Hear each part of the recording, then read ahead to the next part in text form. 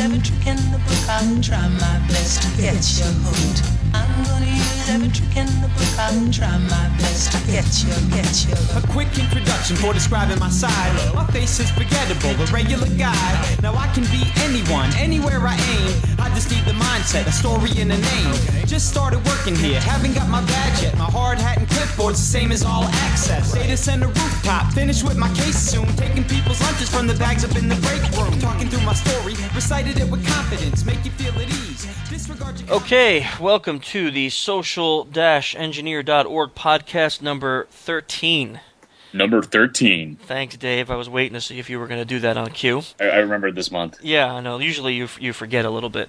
I know, sorry. Let me do the intro, and then you probably notice some things different with what's going on in the beginning of the podcast. But we got our panel, which is Dave or Relic. Yep. Number 13. Number 13.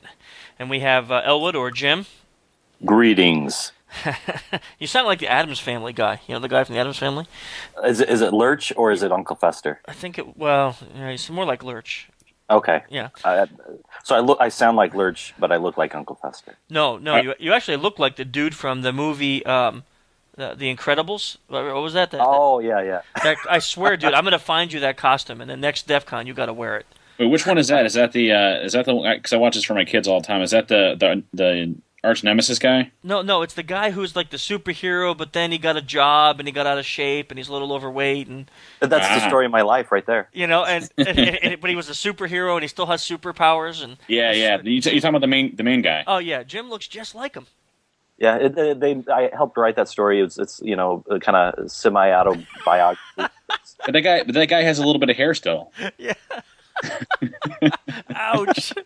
Okay, listen, obviously Mutz is not here this month. He's traveling and stuff and couldn't make it in today, but that's why we're a little out of hand. But we also have Fat32 with us. So, Fat, how you doing? I'm good. How you guys? Good. Fat is like on the side of a road with a cell phone, like holding it up so he gets one bar so he can stay connected for the next couple hours talking with us about the CTF and things like that, and we'll get into that a little bit. Normally it's me in the awkward positions there. Yeah, I'm surprised you're not like getting some kind of surgery or your wife's giving birth again or something. I'm actually in my basement right now. It's actually pretty normal.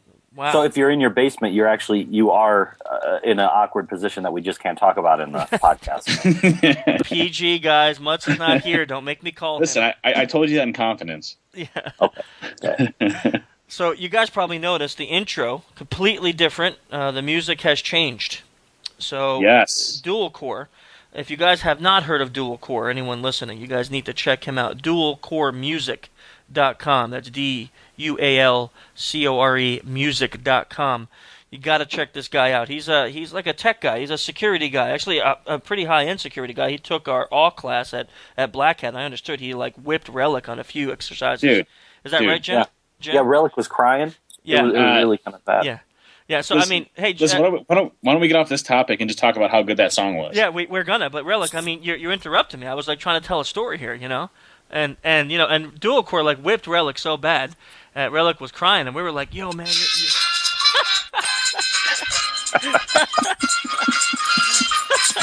Sorry about that. I don't know what happened. No problem. I'm gonna mute you from the podcast right now. While I tell the story, I'm going to mute you, okay? So, no, well, it's true, though, because a lot of people... Hang on, Jim. Hang on. I'll mute you. All right, I'm done. Okay. All right, I'm really done. Okay. So, anyhow, Dual Core, we approached him because he writes rap that's all about technology and security and stuff that like we do for a living. So it's all clean, great rap, and he does a really good job. And he's got some popularity behind him. So we said, hey man, we just breached our 1 year anniversary, and we had this idea of changing our music, once in a while, and maybe once every year, and as we do our anniversary podcast, and thought, heck, you want to help us out, and he wrote the song that you're listening to in the beginning, and I'll play the rest of it at the end, all about social engineering. Really, really sweet song. So that's going to be our new podcast song. So yeah, it was great. I mean, awesome. N80 did an awesome job. Yeah, M80. Int 80. Oh, sorry. I was like, M80. What are you talking about? Yeah. M80? I don't know Well, what that is. going back on the subject to N80, I mean, wasn't I remember Mutt saying at Defcon, he's like, man, I don't even like rap, and I just started listening to this stuff, and he was upstairs playing it like every time we went up to his room. Yeah, yeah. I mean, that was the same thing with me. I'm not a big rap fan, but listening to this guy, it's like I sit around and talk and listen to it all day long. I got a couple of his albums when we were at Defcon. Yeah, And yeah, the guy's just solid, and I love listening to it because it's like stuff I understand too. He's talking about all of the security and hacking stuff, so it's kind of cool. yeah, I know. He does a really good job. I had 2 of his CDs. I think he's got a total of maybe 3. I think maybe 4 tops, but I have all of them. I think Yeah, he's awesome. he's I'll great. tell you too. My kids absolutely love his stuff. He has some songs about video games and Mega Man, and my kids really like the first-person shooters. He has some songs about that. They eat that stuff up. So He's a super cool dude too. I mean, like Yeah. when I was with him in awe, I mean, just a really cool guy. and really really humble and easy to work with. I mean, like Oh, yeah. When he did better than Relic, he didn't rub it in at all. Wait, better on what?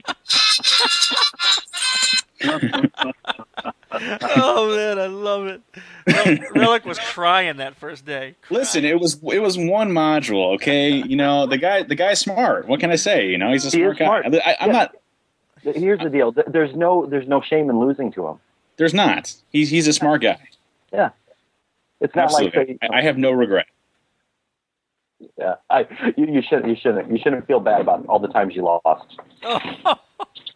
Oh man. It's that Venetian blind shell code, man. I'm telling you. Oh, guys, okay, I gotta go on. I mean, last month we tortured poor Mutz with his elite exploit, that he released, and now this month it's like poor Relic is getting thrown under the bus over and over again. We've been waiting for this opportunity ever since DEFCON, though. We have. Yeah. You know what? Yeah. I tell you, we were this close to getting Int 80 in here on the podcast in order to talk about it, but he's traveling and we just couldn't work it out. So We'll bring him on some other time. yeah, we'll do it as a surprise. Maybe next podcast when Relic can't make it because he's like having an operation or something. I already had an operation. Yeah, okay. On to other things. Our sponsors this month are, of course, Offensive Security, which continually supports us in almost everything, not almost, in everything that we do here, and without their help, we would really be nowhere. CWC, or Continuum Worldwide, they really helped us out. That's Jim's company where he works, and their financial support and their support in other things like the banners being printed, they did a phenomenal job this month on printing the reports that we used when we went down to our meeting with the feds on the CTF. I'll talk about that a little bit later, but Jim's company came through and printed these really high quality reports for us, had them bound, plastic covers on them and everything. I don't know who's dropping stuff. Yeah, it's an assault. Sorry. Yeah, thanks, Jim. Thanks for ruining that. as I'm talking about your company, you just like come in and start dropping crap. That's great. Well, what I was doing was reproducing the shock I had when I saw the quality of the report. I'm going to leave this in there, by the way. And so when your boss hears this, he'll enjoy it. Okay. So why were you shocked, Jim? You want to tell us? I've never seen it before. I didn't know printing could be that good. Good one. And Spy Associates, which continually supports us with some of the coolest devices on the market. This month, they sent me this thing. I tell you, man, this has got to be one of the coolest GPS devices I've ever seen. It's a little black box that you charge for about 5 or 6 hours, and then it can run for 70 hours without power. And it has this 7-pound magnet on it, not the weight, but I mean the strength of it. So you could stick it anywhere on the car, and it gives you live feedback GPS, not just recording. So I log into a website, and I can follow a car that I'm tracking anywhere that it goes, live. I could see the car moving across the screen, see their speed, how long they stop for, where they go. It's just phenomenal. A device really for tracking people if you needed that kind of a device, either for social engineering or spying on your family or friends or things like that.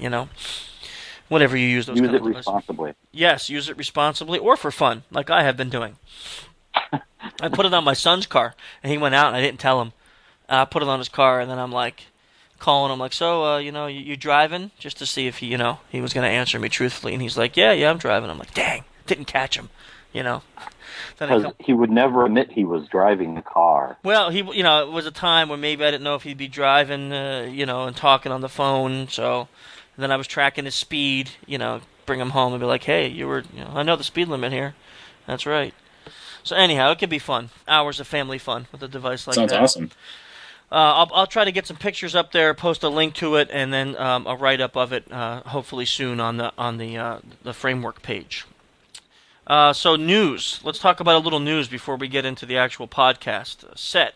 What's going on with Set, man? Is it dead? I mean, we haven't seen anything in like days. That's not true. I'm just kidding. Oh man, I've been on a coding frenzy with it. I mean, right now we're on 0.6.1, and definitely a significant change from 0.5. I'm actually working on 0.7 right now.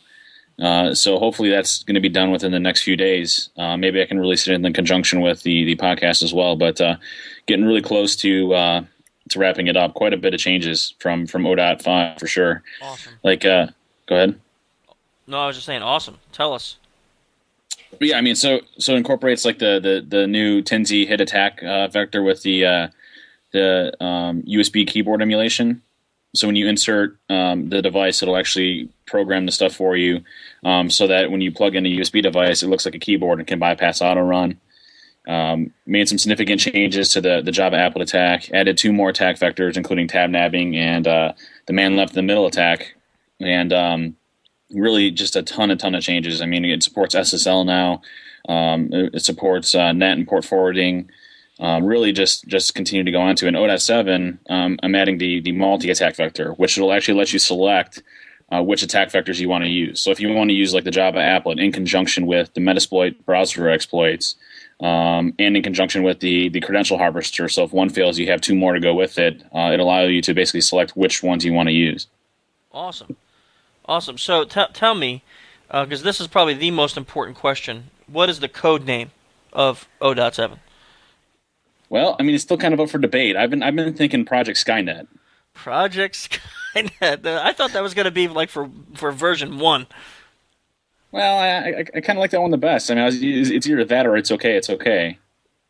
It's okay. It's okay. Oh man.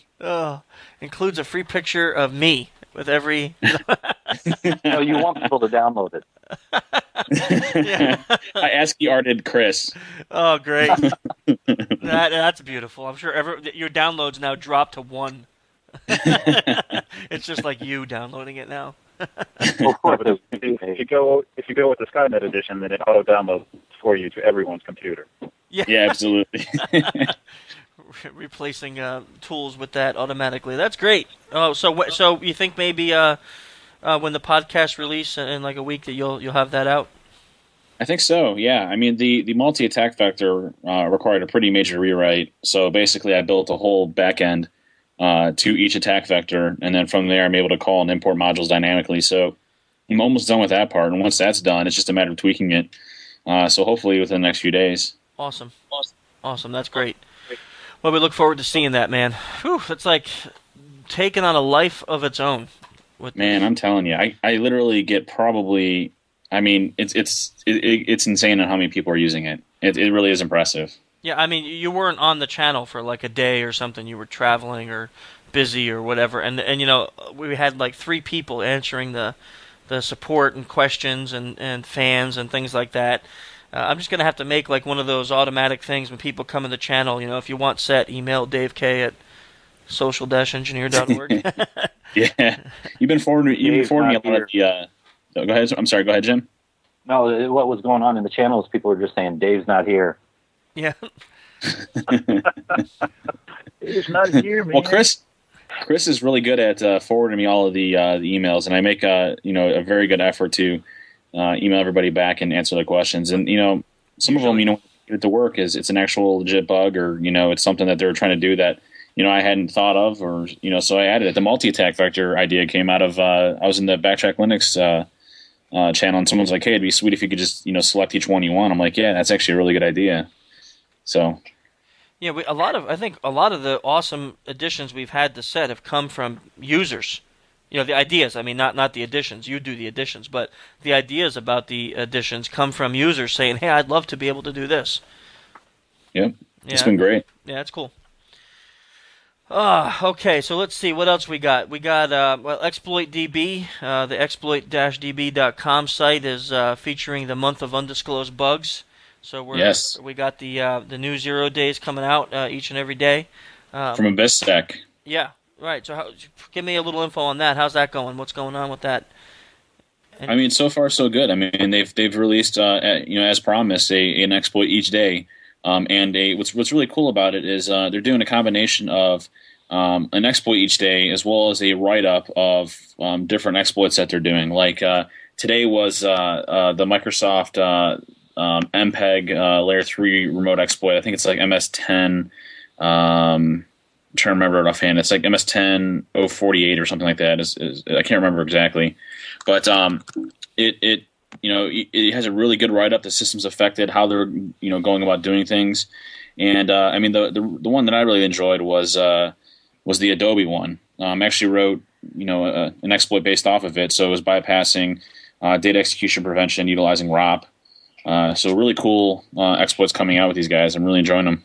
Huh, that's great, man. That's great. So we get a lot of promo on the exploit-db.com site because of that. So that's kind of cool too, and I think it's working towards our goal of like raising awareness on a lot of these issues that are out there. I'm sorry, it was MS10 016, which was the Movie Maker exploit. Okay. And then they have another one, which is a Microsoft MPEG Layer Stack Overflow. Yeah, we got a lot of also. I think it was the beginning of the month that Mutz released that video on the WebDAV, right?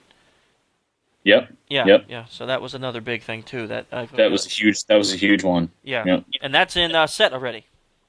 It is absolutely. Yeah. So that's all good. Along the lines of that, I mean, since we came back from Defcon, it seems to have been a non-stop ride. I mean, Elwood and I are constantly in meetings and phone calls with different companies about the CTF results and different things like that. Everybody seems to know that we had a meeting scheduled with the government, the federal government, just last week about the CTF. They were very interested in the results, and Elwood mainly headed up the writing of the report. That we used to spread around about what's going on. We haven't released it yet publicly. We've only been issuing it to the government right now and to the very few companies who contacted us about the CTF. We thought we would get a lot more contacts from the target companies, but we've only had a few. I won't bring them up. I don't know if they want to be brought up or not. But just a couple that have called us inquiring about the results of the CTF, and we've given them all the information that we have on their phone calls and what we obtained and how we obtained it. So security awareness was kind of like the big thing for us, and that launched our information-security.com site. I know we don't normally do commercials here, but I feel like this is like one thing that we really should talk about. With we're talking a lot about security awareness. It's kind of a different thing than what we've done with OffSec in the past. To have an actual security awareness program. But I think that if you check out the site, you'll get more information. But it's really been hitting the market hard, and I think we're having a lot of people show interest, a lot of big companies showing interest in our security awareness program. Really, the information from the CTF helped us develop some of the course material for that security awareness program. But along that line, we've had a lot of people emailing and calling about the CTF. You've probably seen the billions of reports that have been out there all over the media. I swear, it seems like Elwood, wouldn't you agree? Like every other day, we got like a reporter calling us or talking to us about the CTF. I really thought it would die down, but I guess it's still a pretty hot topic, and we haven't released the report yet. But the reason Fat32 is here with us today is because he was the winner. He was the number one winner of the social engineering CTF at Defcon 18. So, Yep, first of all, Fat, congratulations again, man. Congratulations. Thank you very much. You're welcome. It was a close contest. Real close. It was very close. Yeah, you and the Wayne, the guy from Australia, you guys were like literally within a handful of points away. I noticed that it was. all weekend long, it was 4 points away based on the calls, and he had me pretty much the entire weekend. So it all really came down to the report after that. It did, and if he got one more flag, it would have been all over for you.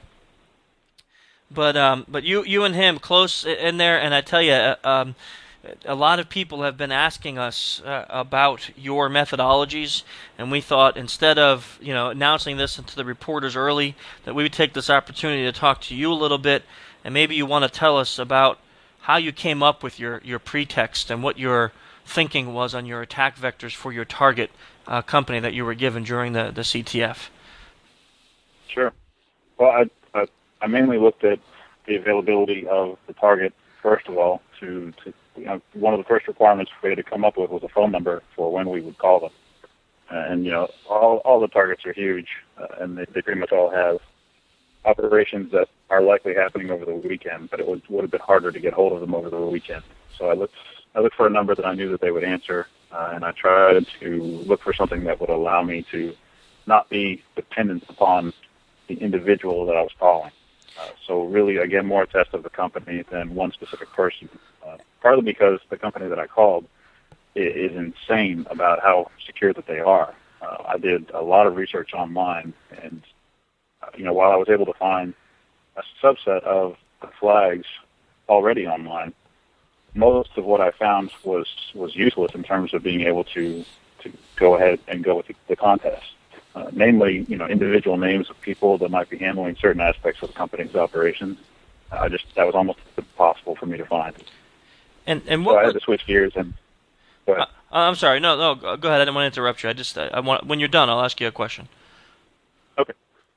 So I tried to switch gears instead and look for a number that would be a little more generally available, and again, not quite so reliant on one particular individual.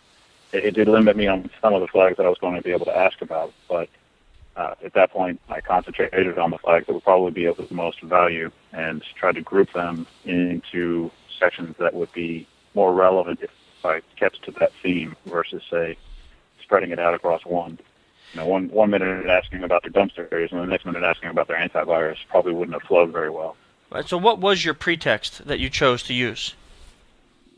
So my pretext was to simply act like a potential customer, someone that would use their products and was going through a design process that would look into using their products, and then get on to questions about asking them how they do it internally versus what normally the sales process would be the salesperson or someone else from the company asking you what you're going to do with their product. I flipped it around and said, well, I'm thinking about using your product, but I have a lot of questions, and it would behoove you, the company, to tell me how it is that you use your own product. And that allowed me to redirect the conversation back to the company itself, and speaking to the individual that I was on the phone with, let them really answer the questions for me as a way of proving a point about their product and how they use it internally. And then that could reflect back on the particular flags that I was looking for. Yeah, one of the things I remember about your phone call that I think was impressive, and maybe you can talk about this a little bit, was at one point you, right in the beginning, when you presented your pretext to the company, the gentleman on the other end of the phone, on the target, he said, why don't you email me your needs, and I'll get back to you. And of course, that in a normal social engineering audit, that would have been great. You still could have lived the pretext. You still could have done it.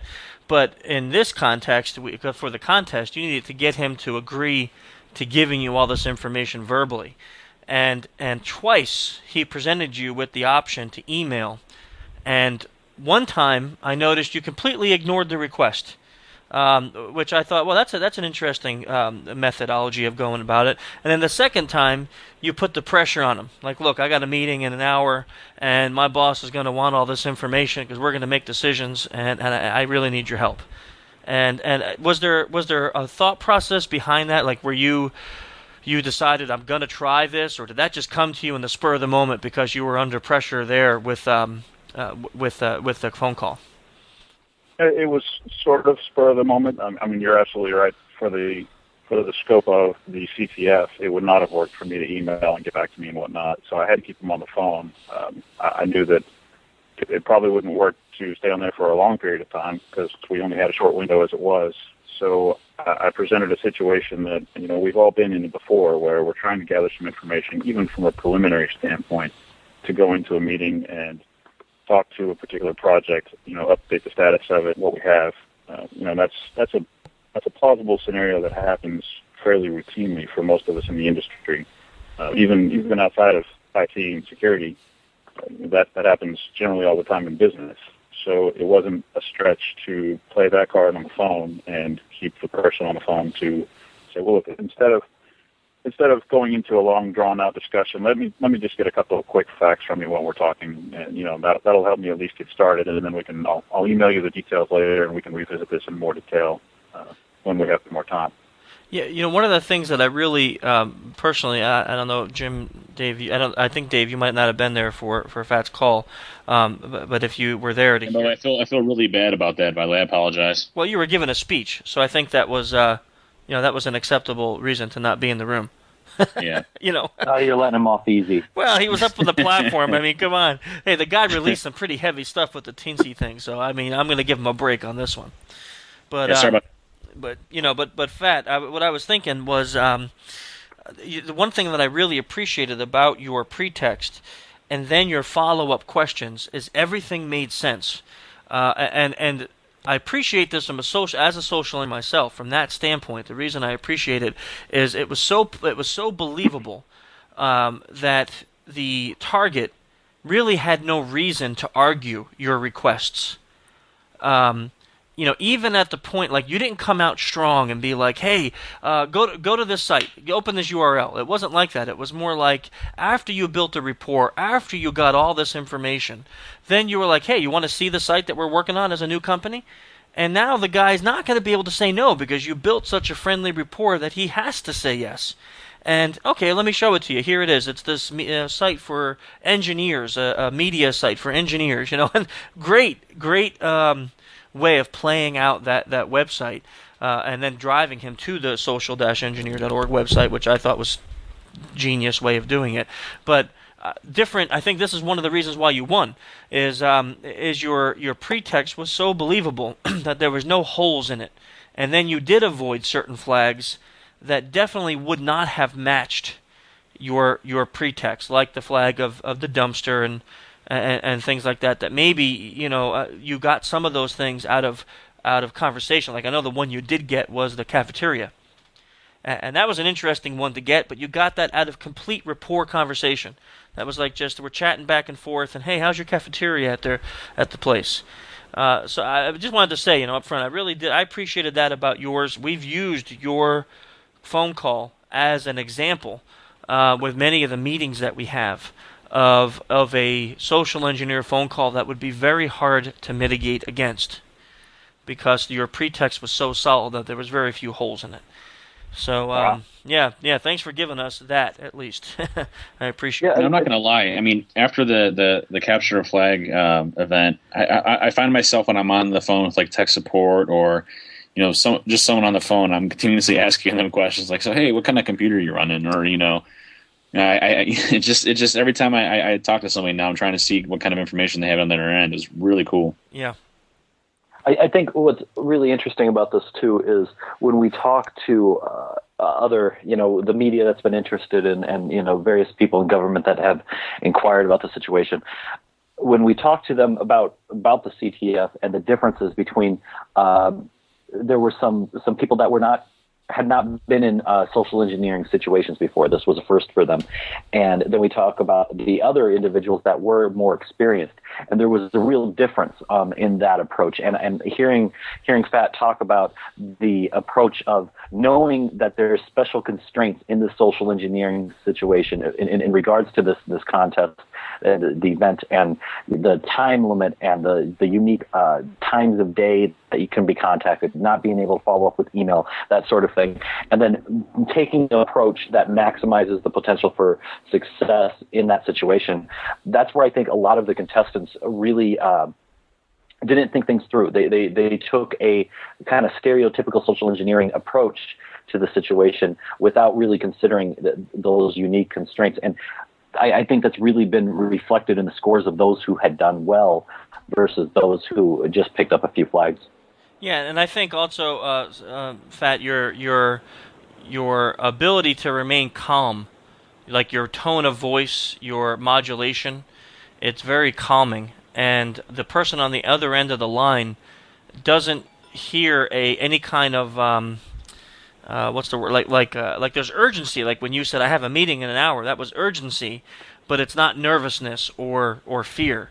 So to me, from the person if you're calling me, you sound so believable with the phone call that it's like, well, I can't really argue this. And all I hope is that we either can't let you compete next year or something, because 2 years in a row, I mean, come on, really? What's going to happen next year? Well, and I want to hand it to you guys. Last year was a very spur of the moment contest for me to get into. It was something that I saw coming up, and I'm like, well, that seems like it might be kind of cool. So I took a chance and jumped on. And I did no preparation whatsoever for the call, short of a practice call out in the hallway of the contest area before my actual entry in 2009. And that taught me a lot in 10 short minutes, because I called and was immediately shut down hard by the person that I called. And that gave me a lot of great information to go back, and when I actually made my entry call for 09, I was able to build off of that and use it and be better prepared for the actual phone call. But this year was much more challenging because it was so much more structured. The flags were very objective, and there was no wiggle room technically to go off and do something else that might get you more points than all of the flags would have instead. Certainly there was consideration if you got more information than was originally planned for, like versions of other software and whatnot. Yeah. But I thought this year was a much better test of trying to do something like that over the phone, especially for how well structured and regulated it was. Well, thank you. Yeah, we appreciate that, and hoping if we get invited back next year to do the CTF again, that we'll be able to structure it in a similar manner that will be very professional and a little more challenging, because this year, I mean, we had people ranging from people like you, Scott, who actually do security for a living, and could tell that you have some experience in running audits like this, to people who've never done it before, and everyone in between. So and everybody got almost everybody got devastating information, and we only had one company that really, we can say, passed the audit, quote unquote, and only because we didn't get a person on the phone that we can speak to. So that really isn't like a security measure. But the report, when people see the report, it will be devastating to see how the statistics and the analysis of what we got. So that's coming out hopefully in a week or so. Maybe by the time the podcast is out, we'll be releasing the report too, right, Owen? Yeah, I just want to. We got to make sure it's good. I think it's in great shape. Really good feedback from the feds that we met with, but just gotta. It's always nice to just double check some things. Yeah. I want to make sure that it's top notch as it gets out there. So Scott, thanks for joining us today, and I'm glad you're gonna stick around, right, as we move on to the next portion of our podcast. So we're glad to have you with us today, and congratulations again, because one thing I do want to mention, I think we should talk about this a little bit because we didn't get a chance since Defcon, is this is going to be a little praise for you, Scott, but then a little back patting for ourselves. We kind of broke a Defcon record. Defcon's been around for 18 years. This is the 18th year. And Defcon has never, in the history of its existence, given out a black badge at a first-year contest. One of the rules for black badges has always been the contest has to be around for at least 2 or 3 years. They feel that proves longevity and the ability for the contest to say they're coming back and they're not just like a one-time deal. And the people from Defcon, Jeff Moss and Pyro and the group there, they were so impressed with the contest and the contestants and you as a winner and the second place winner that they really wanted to offer us this black badge, but they couldn't break the rules without a vote. So instead of voting internally, because everyone seemed to like the contest, they voted by asking the audience if they thought that we deserved a black badge as a gift. And you all of us were there. It was ridiculous, wasn't it? I mean, the room blew up. I kind of it was. I didn't expect Absolutely that. crazy. I'm sorry, what was that, Dave? I said absolutely crazy. Yeah, I didn't expect it to go like that nuts. I figured it'd be us, and I figured Scott be yelling because he knew he might potentially might win. But I didn't think the whole room would be going nuts like that. And then the secondary room, we were hearing the screaming coming from the hallway. It was unbelievable. So that shout out to Defcon there. That was amazing. And we broke a Defcon record. And in the interim, Scott, you got a bloody stinking lifetime pass for free Defcon forever. Ridiculous. That rocks, by the way. Yeah, that really rocks. That really, really rocks. So, when we're paying for our dang ticket next year and we see you walking by, we'll be like, man, that guy getting in for free. So, congratulations on that, though. That was really awesome, man. A badge of honor, and you deserve it. So, Thank you. So let Congrats, me man. let me tell you guys a little bit about our guest that we're going to invite on in just a couple minutes. If you guys have ever, I know all of us have here because we talk about it all the time, but anyone who's listening, if you haven't seen The Real Hustle, now there's two Real Hustles. It's a TV show. There's one from the U.S. that I think adopted its idea after the U.K. version was so popular. Now, I have nothing against the U.S. version, but when I talk about The Real Hustle and I watch it, it's always the one from BBC. Those guys do some crazy stuff on that show, conning people and scamming people, and then of course at the end they always tell the people how they got caught in these cons and scams to educate them. And our guest is Paul Wilson, our Paul Wilson. He's a guy who is on that show. He is a magician, sleight of hand, a guy who has worked with many famous stars in educating them on these things. And he's also an IT consultant for 12 years, as well as a lecturer and performer. And we got Paul Wilson to come on the show today to talk to us about these things and how they apply to social engineering, and especially him as a live performer. So let me get Paul on here, and then we'll do an intro of all of us and start that part of the podcast. Okay, so we got Paul with us now, Paul Wilson, as we just talked a little bit about Paul before he came on the show. Paul's been heavily involved in sleight of hand. I was just reading a little bio on you. It said that since you were the age of 8, but then you got into some IT consulting, which kind of makes you unique for this podcast because you have a unique understanding of maybe some of the things that we do for a living also. But recently, probably everyone knows you for your hand in the BBC's Real Hustle, as well as some consulting you've done with many big stars. I saw the list, but also probably one of the big magic ones being Chris Angel, helping him with consulting on some of the tricks that he performs. So thanks for coming in today, Paul. We really appreciate having your time here with us today. Glad to be here. So I was just curious, we talk about social engineering and we talk about the different things that people do in their jobs that we can learn from. And of course, there's so many things that you do in your bio that we really would love to talk about. But I'd like to focus maybe on first what you do in The Real Hustle. How do you come up with the cons, let's say, or the gigs you're going to pull on that show to pull on people? Like, how do you come up with these? Well, I mean, there's a huge back catalogue of cons and scams, not just in recent times, but going back in history. So, I'm currently sitting in my studio and in my little study, and there's dozens of books here talking about cons and scams, from fiction books to books on guys like Yellow Kid Veal and Titanic Thompson. And so, I've been reading about this stuff since I was a kid. I know some people who've worked on that side of the fence. It's fascinated me for years. So, when the Real Hustle actually came along, a lot of people saying, well, we can maybe do one series of this. There probably isn't much more. And Alex too, we kept saying, no, there's a lot. I mean, you have no idea how much there is. And we had no idea how much was going to come along in that time, just monitoring the press. And, we have regular searches on the internet. We just trawl anything we think is new or is a new aspect of an old scam.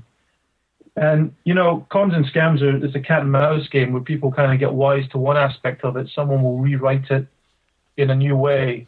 And, that in turn helps us create new material for the show. We put it out there, and hopefully the idea being that it permeates the public so that, knowledge of a particular scam will actually get into the public domain long before it would do normally, which is kind of the point of the show.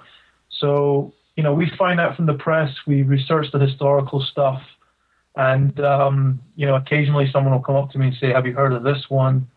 And, obviously since the show's come out, we get a lot more of that, but it's kind of an inexhaustible resource because they're always being reinvented. And if they get reinvented, then, we'll try and feature it on the show somehow. I tell you, one of the ones that I watched recently, again, because it's an older one, but your overpayment scam. What I love about the show to an extent is sometimes you're not doing like these huge scams, like it has to be a monstrous thing. And this scam, I mean, you took a guy for maybe 200 pounds, or something under that. But it's realistic, and it's realistic to the everyday person. So I could see as a business owner doing that. Someone comes in, writes their last check, they want the gift now, and hey, if you just give me the cash, you can keep the check. I could see a lot of people falling for that, and then later on that check bouncing, and here you walked away with the gift and $200 or 200 pounds in cash. I looked at that and say, man, there's so much that can be learned from that. How do you later on take that information and then go back and help these people learn to mitigate so they don't fall for these things again? Well, the key thing is just the details you gave there. You talked about the amount of money. One of the things at Real Hustle is we kind of have to take what we can get because, the research behind the show is incredibly intense. The people who work on the show, they really do a fantastic job, but they also do one of the hardest jobs in television because we have to find people who are a good prospect to pull a scam on and haven't watched the TV show, and we can't ask them outright about it, but we have ways of finding out. And then, we shoot for whatever amount we can get just to show the scam. Because for us, the scam is important, not the profit. We're going to give them the money back anyway. So, yep. But generally speaking, the details you gave there of, I've got one check left, I've written too much, would you mind just giving me the cash back? That's the point you want people to remember when, that scam actually was quite popular in the magic world, not just magicians, but many other types of entertainers were being booked for gigs and given an advance payment and asked to, just return half of that. And, of course, the gig never existed. But, they found out about that for a couple of reasons. One was, I'm sure it came from the show because, we know magicians watch our show. But what they did was, internally in amongst the Magic Circle forums and the Magic forums that are online for anybody, they started talking about this scam. A friend of mine who's a professional magician heard about it and had already had one of these bookings, which he had not sent any money off to him. So really that's what it's about, is getting the word out there and hopefully that it filters out again. And so the details, we did that one, the one you're talking about, we did that in an antique shop. But it could happen in any walk of life where someone gives you too much via a check and then it seems reasonable that you pay a little back. When in actual fact, now if you've seen the show, hopefully you understand why that's not reasonable, right, and would turn it down. That's the general idea of the show. We have a question people ask us all the time, which is probably sitting on your bit of paper there, which are we teaching people how to scam victims? And the answer to that is really simple. There's two answers to that. First of all, con men already know how to con you. If they're criminals, they already know how to commit crimes. We're not going to transform a TV watcher into a criminal just by watching our show. The other thing, and this is the most important thing, and I don't know how much cash I've got on me. I've got a couple of silver dollars on my table. I'll bet you $2 silver. Every single scam in the history of human civilization has only worked for one reason, giving away all the details, but just one key reason. The victim did not recognize it as a scam. So if you give them any kind of information through the entertaining format that we use, or through movies like The Sting, or any kind of any kind of fiction that relates cons and scams, if you give them that information so they can go, whoa, whoa, whoa, that's not right. Now, you may not remember the details, but so long as you go, that's not right, I know there's something wrong with that. That's what the whole thing's about. And so by putting the stuff out there in different scenarios and presenting what is essentially the skeleton of the scam with an entertaining dressing, which is what we try and do, hopefully those details will go out there and stick. And that's how we hope it helps people. You know, I'm glad you brought that up, because one of the things that happens to us all the time is we're kind of in the same boat with you with that. A new hack will come out, let's say an exploit for like an Adobe Reader, and we'll go and we'll make a video showing how to create the malicious PDF, how to exploit a machine, and what happens when the machine is exploited. And our hopes in doing that is that our clients and security professionals will watch the video and say, wow, this is what happens. This is what happens behind the scenes, and this is why we need to be updated and careful. And we get the same thing what you just said. People will say, well, aren't you training people how to be malicious and bad? And our answer is very similar to yours. No one is going to turn into a criminal because they came to our website and saw a video or read a newsletter article or listened to a podcast. No one's going to turn into a hardened criminal because of that. And our motto is security through education. And I think that fits what you do perfect, really. That's exactly what it is. And, the other thing, too, is that one of the reasons that question comes up a lot is that people are naturally suspicious of someone who understands how to do something crooked. So because on The Real Hustle, I spent my entire life reading about, researching, and finding anything I could about any form of detection, any form of deception. Say detection, but deception's the word. I got a little brain fart there. So any form of deception would intrigue me, to the point that, I was taking notes when I was 10 years old. I'm a 10-year-old kid with my grandparents and my parents probably thinking I was growing up to be the next, criminal mastermind. But the interest was there, and people are suspicious of that. And I found that in the casino world. I played with some advanced play guys, and, I was more interested in how this worked and what. I didn't make a lot of money working on the team. I would show them card moves and how to cheat at poker and all that kind of stuff. Not because I cheated at poker, but because I was fascinated by it. But what I found was anybody who has an interest in a legitimate area, if you come up to them and you say, I know how to beat that in a non-legitimate way, they're immediately suspicious of you. Even if your motives are perfectly good and you just want to, as you say, educate them with information, they're scared of you. They're scared of the idea of it. Yeah. And in the casino world especially, one of the guys I work with, we went out and we beat blackjack, we beat roulette, and his motivation was to basically prove that he could train the casinos how to spot working systems. Now, the casinos just didn't want to talk to him. In fact, they went so far as denying that he had even done it, and he had kept records of every single night we had played, what casino we played in, what town we were in. And they just kind of wanted to bury their head in the sand. And I feel it's the same with cons and scams. A lot of people, they don't want to confront the fact that their house can be broken into. They don't want to deal with the fact that certain things are insecure. And if you tell them that they are, they really shoot the messenger to some degree. And I think that trying to bridge that gap, just trying to make it okay to learn about how to do wrong. People are going to think we paid you to say that, because this is something that we actually were talking about just recently through our newsletters and podcast, because this is kind of a debate that goes on with our line of work all the time. Is all the things that we do, we approach security from a very offensive state, not defensive, not like firewalls and IDSs, but from here's how the bad guys think, here's how they do it, here's exactly step by step of how it's performed. Now you know how, go protect. Well, look at the example of the capture a flag that you guys did in Vegas. Yeah.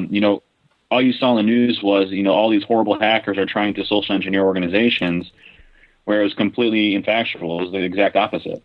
Yeah, we ran a contest for social engineering at Defcon in Vegas, and it got a lot of press, and a lot of people saw the positive of it, But there was, like Dave was saying, there the other hand of it, there was a lot of people who were painting us out to be these horrible, malicious thieves that were just out to ruin people's lives, and we're trying to say, the same thing you just said. Look, we're just trying to educate the public. Here's how these things are done, and if you know that, now you can protect against it way more than you could have before. Absolutely, but this is trying to change that is quite difficult. But I think that a very simple way to put it is, let's imagine there were no white hat hackers. That means everyone's a black hat hacker. That means you have no avenue to any information at all. And I think that, there's a motivation for someone to say, I'm going to approach your security system as a problem from the outside. The problem is, I'd say this a lot when I'm talking to companies. The simple fact is people who build walls think differently from those who try to get through, around, under, or over the wall. Yeah, agreed. That's a great one. I like that. The thing is it's natural for someone who builds a wall to suspect or despise someone who wants to basically beat that product. Yep. But, it's simple. Everybody knows deep down inside that they're not safe and they're not secure in certain areas and under certain conditions. If you're crossing the road, there are dangers in crossing the road. So you should look both ways. You should stop at the side of the road. You should check it, look both ways. You should listen. You should pick a part of the road to cross. But, so many companies basically blindfold themselves, stick putty in their ears, and go running across the freeway back and forward because that's the quickest way to get from one point to another. Taking the time to actually take the steps, and believing that what you have in place is at least possible of compromise, actually protects the company in the long run. But as you know, most people are only interested in the short run and moving forward and leaping forward in either technology or in productivity. So the problem is that you're just saying that you have to slow down, and nobody wants to do that. But, just historically, and now we're in a business, we're talking about the IT world. The IT world, is now decades old. And so there are results. There's a history to look at. There's ways of proving to people the benefits of essentially paying for someone to storm the castle, with whatever's out there. Yep, that's exactly what we do. And, I absolutely, I'm obviously clearly on your side, but the big trick isn't arguing about it or complaining about it. The big trick is in selling the idea of your product and my product to the public as not just an acceptable thing, but as a completely necessary thing. I agree. And then, I agree. It's basically they're trying to run a race when they don't know who they're racing against. Another good analogy. Yeah, I've got lots of them. Yeah, I can tell. I have a two-part question that kind of brings up something that ties in with something that you were saying just a minute ago. In one of your other shows, that you did this one about extreme social compliance, and you actually faked that you were law enforcement. Yep. So in the UK, is that, like, in the U.S., let me just tell you, in the U.S., if you fake law enforcement, that's actually against the law at any point in time, even if you're paid by a company to audit. If you fake a law enforcement, it actually is a arrestable offense. Is that the case in the UK also, and did you get permission, or was that just something that you took the risk on? Well, every time we film, we always inform the police that we're doing something. We have a pretty good relationship with the police in this country because almost everybody I've spoken to the police completely gets what we're doing, and they know that informing the public is kind of, is everything. You got to tell them how to look after their doors and windows, and it kind of fits into their scheme of things. So they're not. I think if they had an issue with it, they could have stopped us or asked us not to do it. But basically what we do with extreme social compliance is we show that if someone presents themselves as something then you don't have to fall into a predictable pattern of behavior, which is what everybody does in my experience. You know, I mean, okay, look, if you stop a guy on the street who may or may not be a criminal, I may not know whether he's going to react to me aggressively as a police officer or if he's going to comply. But if I go to, in that case, if I go to basically a strip mall where people are buying, you know, electrical products in a well-known store, and I say, hi, I'm with the police, and I show them what appears to be a police badge, but was actually, incidentally, you know, like a $5 leather wallet with, you know, something made in an inkjet. And I can tell you the badge on the front, in police, they have these little, some have metal badges, some have embossed badges. We had a metal badge on the front, which was basically, it was a dog tag that we just clipped off the little ring that goes onto their collar. Yeah, I saw the video. I saw the video. You guys cutting it with a pair of pliers, and I'm thinking, who the heck's going to fall for that? This guy fell for it 100%. Well, let me tell you this. I mean, we started getting celebrities involved with the show, and that's obviously, you know, helps to keep the show fresh. But we actually wanted to put people who've never conned before in scam situations for several reasons. One is there's an entertainment value to it. One is we kind of wanted them to see what it's like from that side of the fence. Most of them felt absolutely dreadful, which most people would, to be fair. But also, it was also kind of like, you know what, this isn't easy to do. Give it a try. And one of them was a model. She was a lovely lady called Caprice. And I mean, who knows why she said yes, but she did. She loved the show. She came along, and we taught her a very simple way of switching some cash in order to hand over counterfeits. So basically, it's you know, if you hand over someone a fake $50 note and they look at it and they say this is a fake, get lost, right? That's what a complete amateur would do. What a professional grifter would do is he'd walk in, he'd hand them a genuine $50 note, buy something for $5 or $6, take back 2 20s and whatever other change is there, and then he'd hold up the 2 20s he just got and say, do you mind if I just get some 10s for this? It's just that, you know, I got a whatever the excuse is. He gets 4 10s in return for the 20s they gave him. What he's actually done is taken their 20s and switched it for 2 counterfeits. Oh. And of course they don't check. They don't check because they think they just gave him that money. And guess what? If they do check, but they just gave him that money. So you're kind of safe. That's how a lot of counterfeits are passed. Huh. In actual fact, we heard about some bars in Europe in the beachfront properties where what they do is they take a 50 from you or a high bill, and then they look at it and say, "I'm sorry, this is a fake," and they'd switched it for a fake right then and there. And of course, you said, "Oh, I'm really sorry, I had no idea." Oh, it's okay, it happens all the time. Bet it does. So the reason I bring this up is Caprice screwed up the switch. You know, she's never done this before. She's not a.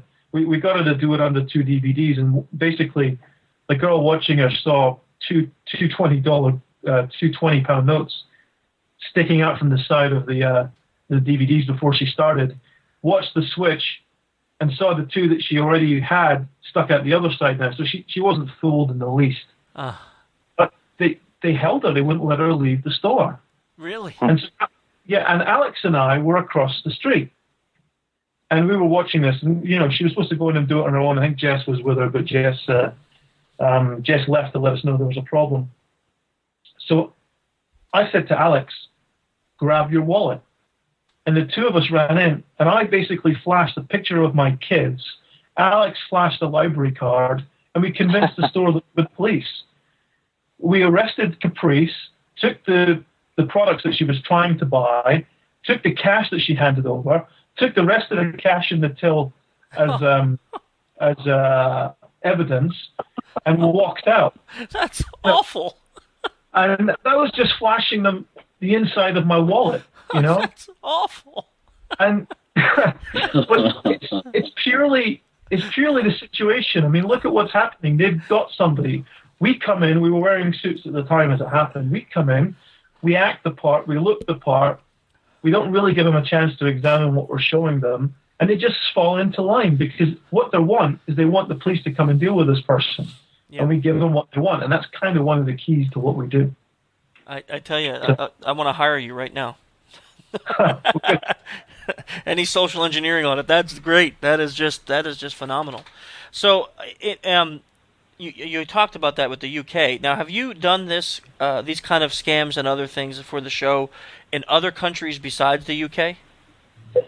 Yeah, we shot an entire season in Las Vegas. I think season 5 or 6 was shot in Las Vegas.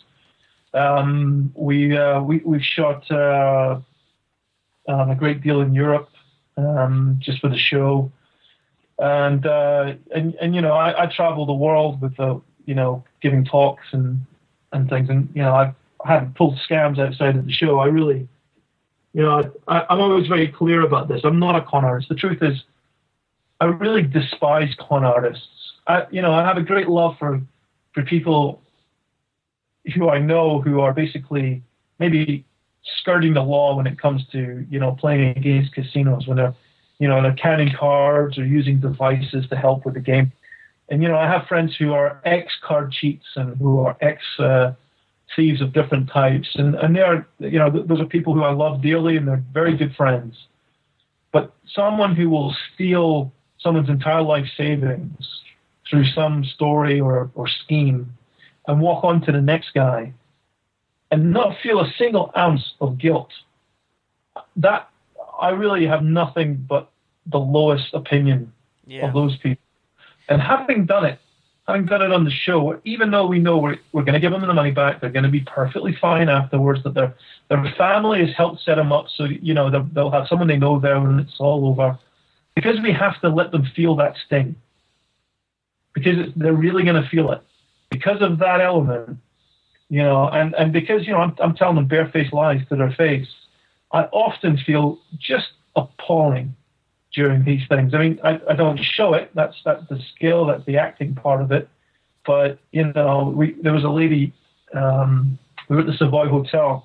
We're pulling a scam that's done almost exclusively in the mail. But we obviously have to do everything live to show the process of the scam, but B, to keep it interesting.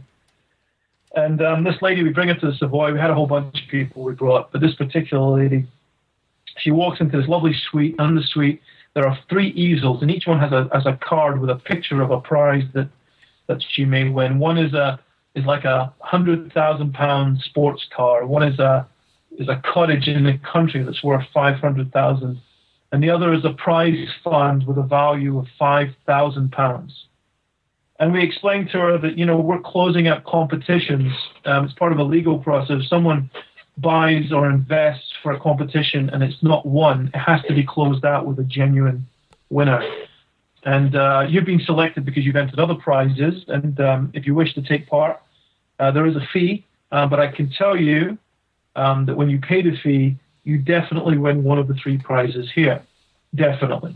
And I think we charge them £500 to take part. That's just part of the legal thing. That's how our company makes a profit and all that stuff. And she picks one of 3 envelopes.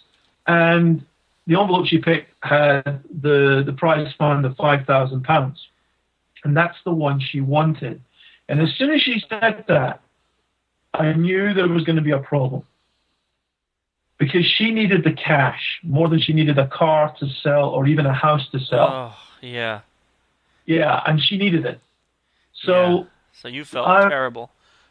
Oh, yeah. And, when we went into the Savoy dressed everything for us. They put out these canapes, and they put this very expensive bottle of champagne there. And our producer saying, whatever you do, don't open that champagne. Because, we're not paying for that. That's a couple of £100. I'm trying to keep it down and all this stuff. I'll tell you what, when that woman won the prize, I popped that champagne for her like a shot. You take a drink, you're going to need it. And I said, let me just go and do some paperwork. I'll be right back. Why don't you go ahead and open the envelope? And I go out the door and I lock it behind me. Leave her in the room. There's hidden cameras everywhere. And what she finds inside the envelope is indeed a prize fund up to the value of £5,000 in vouchers for things like 10% off the rental of skis in San Moritz, and 20% off renting a yacht from the port of Dubai. I mean, just ridiculous things like that. None of it's really worth anything to anybody unless they happen to be going to San Moritz. And obviously she was very, very upset. And our producer went in and spoke to her, and everything was fine in the end. But I was literally inconsolable 2 rooms down in another suite because I just felt absolutely appalling. Yeah. And, it really, so when you say, have you done this stuff around the world? I've researched it around the world. I've written about it from things that I've seen and learned, and put a lot of it into the TV show along with Alex. But, unless it's on the TV show, I don't actually pull scams. I know that wasn't what you're asking, but I thought it was worth making clear. It's a good. You mean you don't pull scams? You don't pull scams every day of your life? Well, my wife and kids might disagree with that, but no, I don't. I think everybody in America is agreeing with you right now. Yeah. Something interesting I'd like to point out, if you don't follow with it. I'm friends with a gentleman over in the UK, Dale Pearson, and he really turned me on to the point of learning things like magic, and he's gone to classes about mentalism and hypnosis, and he's made a great point of how applicable these areas are to what most people stereotypically associate with simply IT security. When we talk about social engineering, almost immediately, anyone who's in the business thinks about trying to get, a physical entrance to a company or scamming someone from a company to steal secrets, to do things over the network, all of that from a security aspect. And, there's really not any out there that does, so social engineering training per se. And the very thing that I learned fail with that and learning these other things like magic and mentalism, or at least taking some classes so that he was better aware of how those techniques worked. I learned how applicable a lot of that really is to the same aspect of what we're doing. And I think that's a very interesting aspect of what you do. I think that one of the things that you kind of touched upon there is the difference I was talking about with the wall, the people who build and the people who try and get through the wall, is that, one of the things that I've inherited through my interest in magic and deception and, basically anything to do with cons and scams is I've developed an ability to think in a way that most people can't think, and to approach problems from a completely different point of view. And that's exactly what magicians do. Once they start to understand the tools and start to learn the history of tricks that are out there, simple card tricks or coin tricks, when they start to understand how these things are constructed, after a while, not everybody, but quite a lot of magicians will actually start to create their own ideas because they've started thinking in that way. And that's kind of what happens with security, is when you learn a way to basically breach a form of security, or to steal a password, or to get into someone's account. Once you learn the existing methods and you start learning about new problems that are being created for you as a hacker or as a thief, you start to approach those problems in a way that's educated from the past, from what you've learned so far. And it's exactly the same by applying types of thinking that you find in magic and cons and scams, is that you start to approach a problem from several different directions. But generally speaking, those directions are on a completely different side to the people who are trying to prevent these things. And I think that it's almost inconceivable for them to think the way that we think unless they've actually tried to do it themselves, educated themselves along the less than honest path, if you like. And you really hit the nail on the head with magic. I mean, magicians do not think like normal people. I say that as a magician with great love for the art of magic, that, magicians, I know a guy, he's a dear friend, and his name is Gaëtan Bloom. He's a French magician, and I saw him just a couple of weeks ago in Canada get up in front of a room full of the best and brightest minds in conjuring and blow everybody away with his way of thinking. Because to us as magicians, he thinks the way magicians do to simple people. He's coming up with ideas that are, even to us, are unbelievable. He's a genuine genius in his own way. And it just reminds you that, there are so many ways of accomplishing things that, when you think all the doors have been shut, look down or look up. You know what I mean? There's always another way of finding a way around the thing. And magicians are brilliant at that. And the other thing too is, I don't know if you guys find this with what you do, but with magic, I always find that if people learn how a magic trick is done, say it's something they're desperate to know, and if someone actually tells them, they're always disappointed because they imagine it being far more convoluted, far more complicated, but the method is actually disappointing. Yeah. And there's a great magician, an inventor by the name of Jim Steinmeier, who I admire very much as an inventor and as a thinker, and he's really revolutionized the art of magic. And this guy, he's written a bunch of books, but there's a book called Hiding the Elephant, which is a great book, by the way, for you guys. If you've never read it, it's about magic and it's about the approach to magic. But I think you'll definitely, Scott, you will, but I think, all of you other guys will too. Can you tell me who wrote it again? I'll write it down and put it in the podcast notes. It's Jim Steinmeier, and it's called Hiding the Elephant. Yep. And in the introduction to Hiding the Elephant, he says this, and it's a very good way of putting it. He says, as magicians, I'm paraphrasing here, but as magicians, we're not protecting the method from you. We're not protecting the secret from you. We're protecting you from the secret. Because at the end of the day, the secret is what allows you to enjoy the effect of a magic trick. By learning that enjoyment, that wonder that you can feel, even as an adult watching somebody being sawn in half, when you're sitting right there going, now come on, that can't work. Right.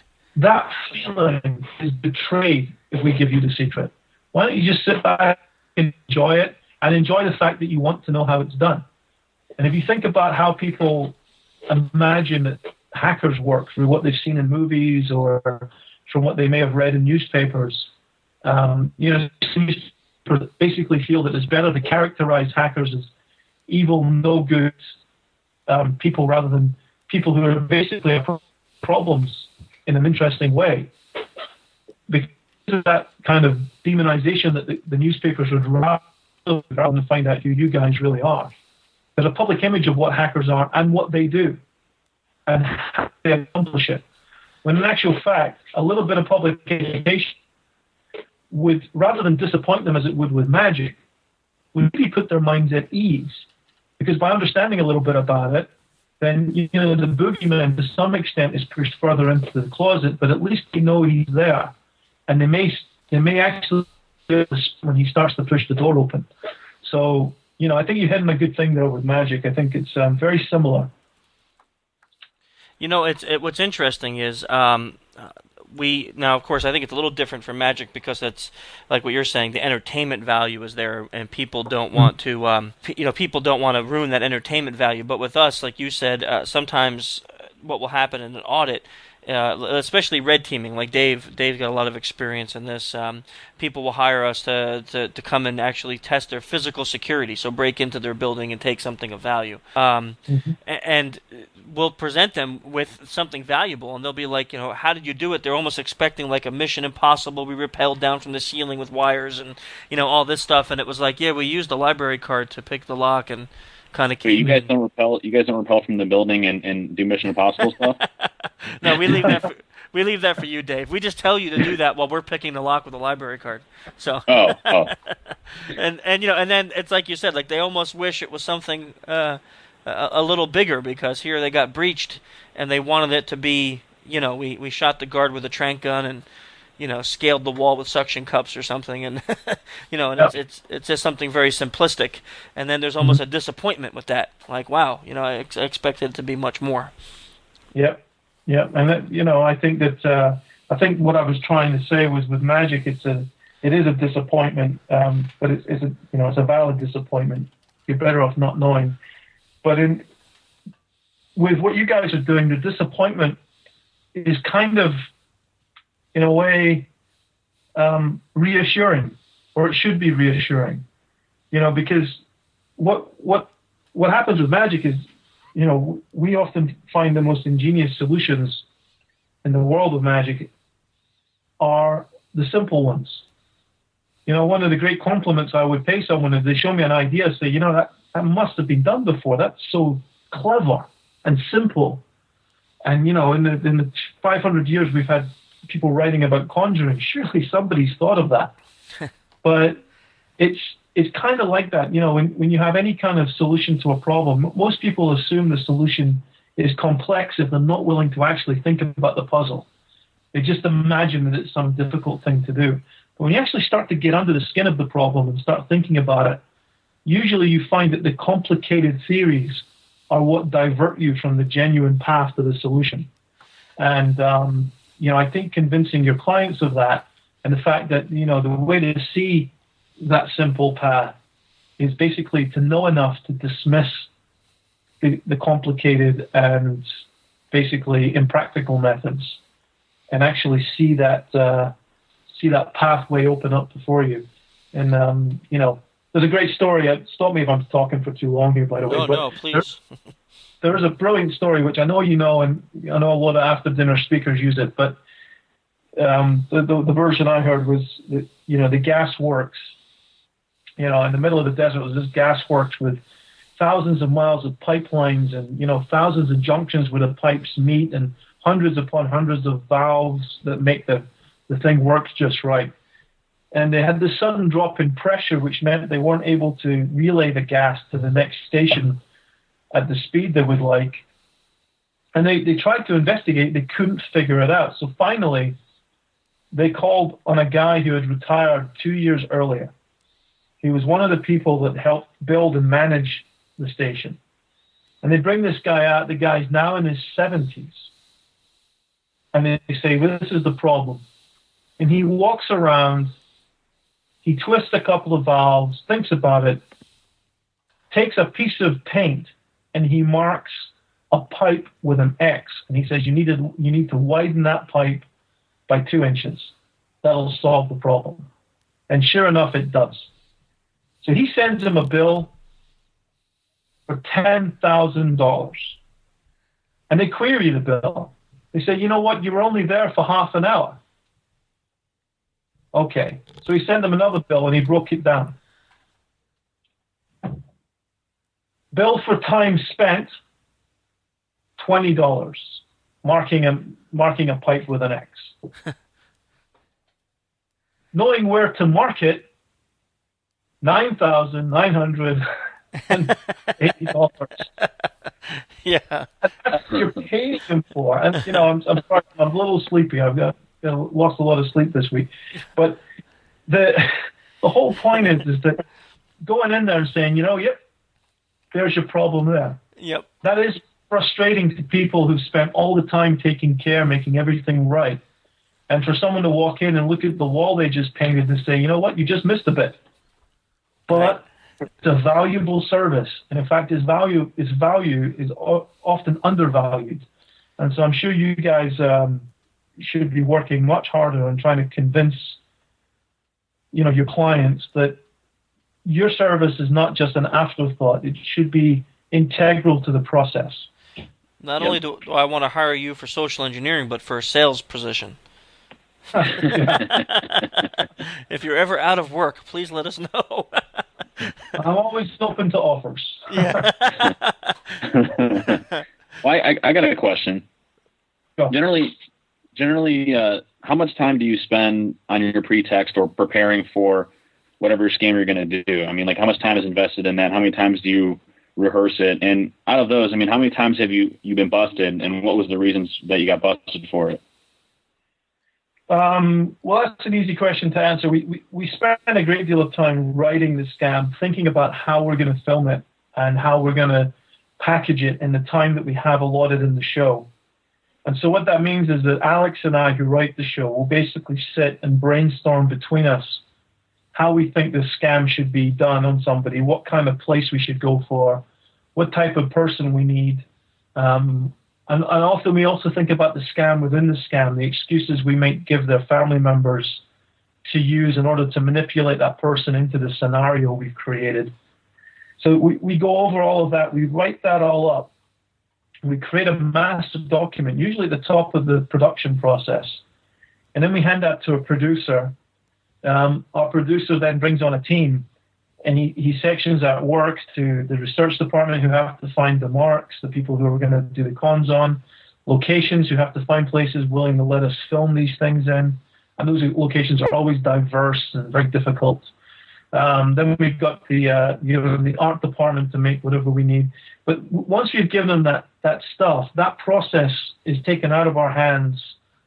It all goes through us, because they may come up with the simplest thing of, we're going to hand you a clipboard for this to show to the mark, and I may, it's not unusual for me to go out of my mind, go, what, a clipboard? What, are you out of your mind? Clipboard doesn't work. And they all look at me like I got two heads, because they don't understand, the process we have in our mind of why that clipboard doesn't fit that story that we're going to present them with.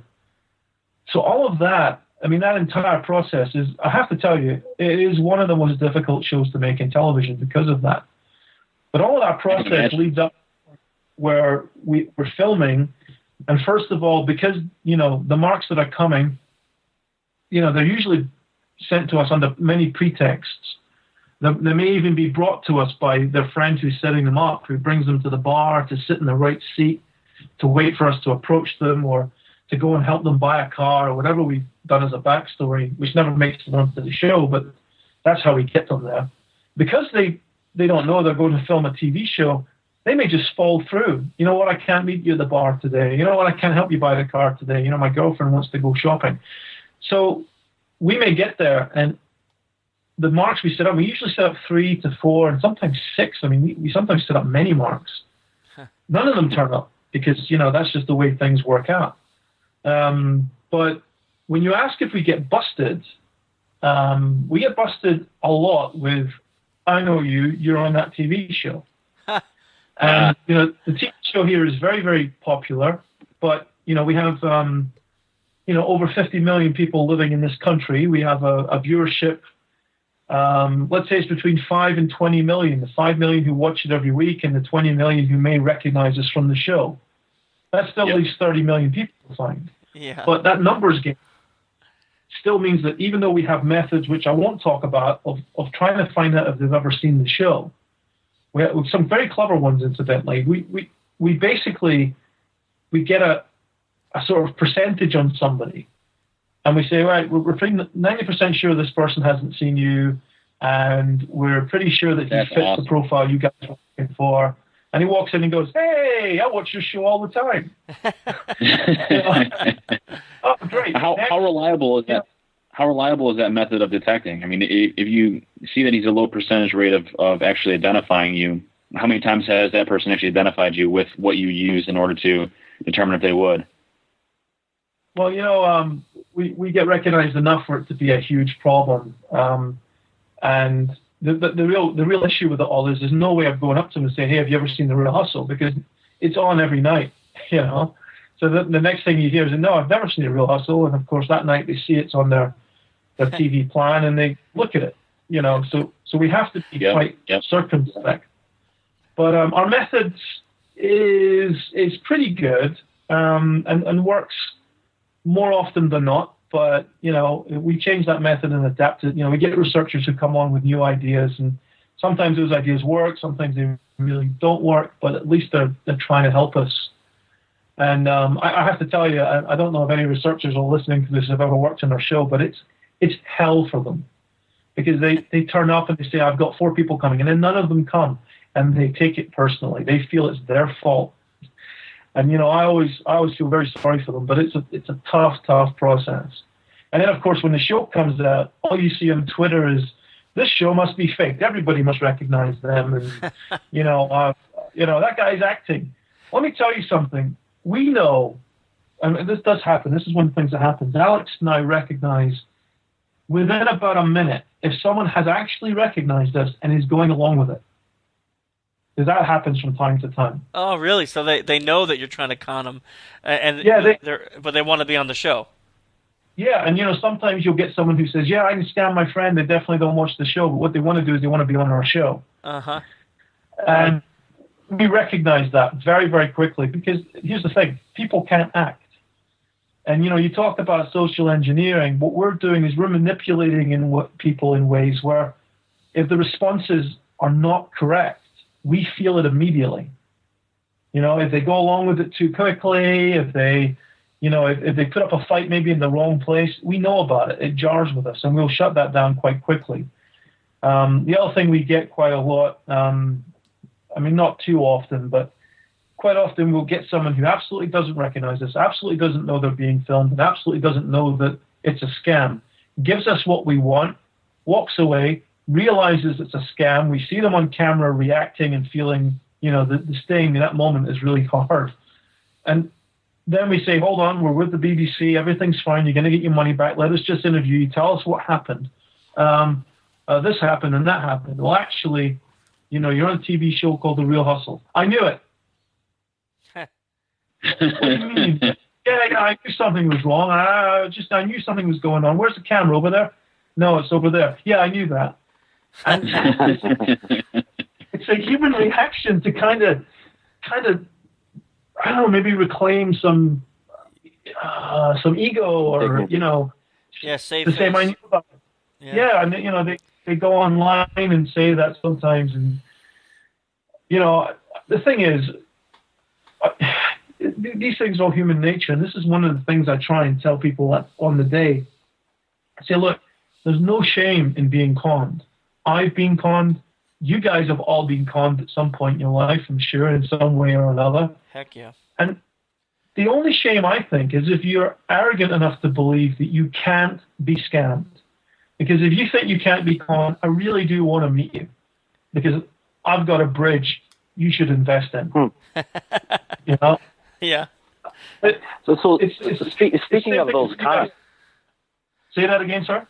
I was going to say, speaking of those cons, when you're developing what the motivation will be for your mark, is greed generally the best approach for that, or do you have other approaches that you think actually work better?